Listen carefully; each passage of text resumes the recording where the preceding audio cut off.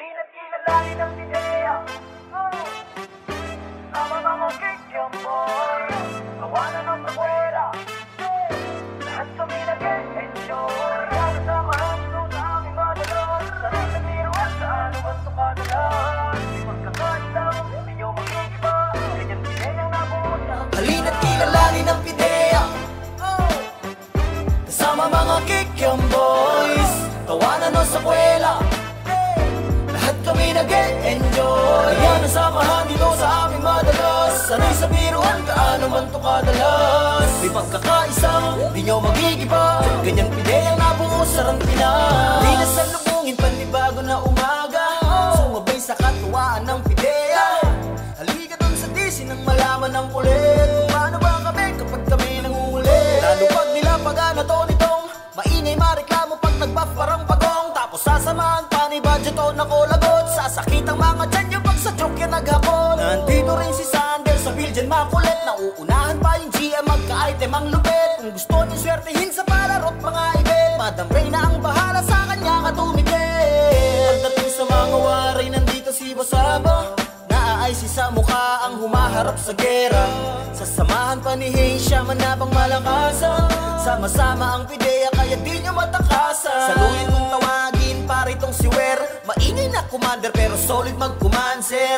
Lalo kapag narito na tong si Josh. Magulo rin mag-command pero kalaban ay halina't kilalanin ang pideya. Kasama mga kikyang boys. Tawanan o sa kwela.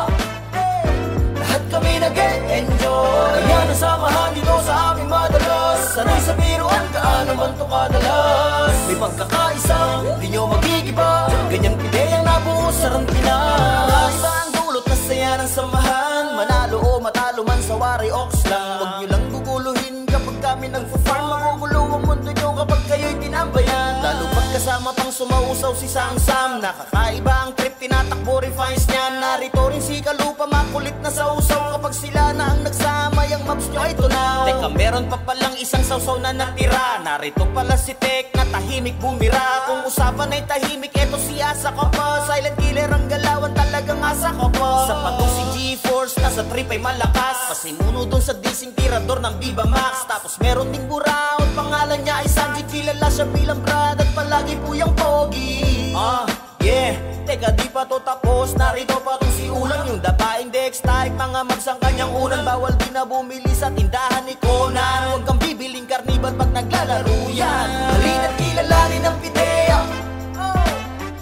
Kasama mga kikyang boys. Tawanan o sa kwela. Lahat kami nag-enjoy. Kaya nasamahan dito sa aming madalas. Sanay sa biruan, kaano man to kadalas. May pagkakaisang, di nyo magigiba. Ganyan pideyang nabuo sa Rampinas. Pinamimili ng kaibigan ng pideya. Basta di lang dun sa toxic na kasama.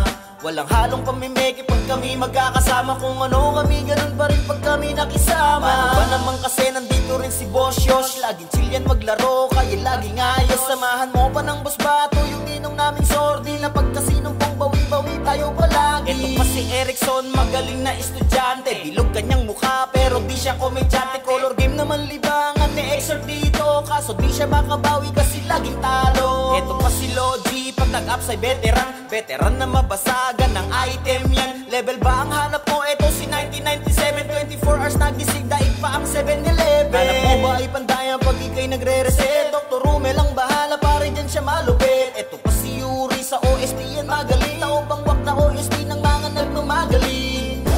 Teka, paano sila Boss Niho tsaka Boss Nero? Ano kayang pwede sa kanila? Oh, nag-isip ka naman. Siyempre, pogi pag sila bossy. Siyempre di mawawala yung mga ninong naming solid. Ninong Niho, Ninong Nero, lahat ay napapa-oh shit. Lalo pag sila na pari ko ang naglapag. Hindi ka mawawalan sa sitwasyon sila yung halina't kilalanin ang pideya. Kasama mga kikyang boys. Tawanan o sa kwela. Lahat kami nag-enjoy. Kaya nasamahan dito sa aming madalas. Sanay sa biruan, kaano man to kadalas. May pagkakaisang, di nyo mag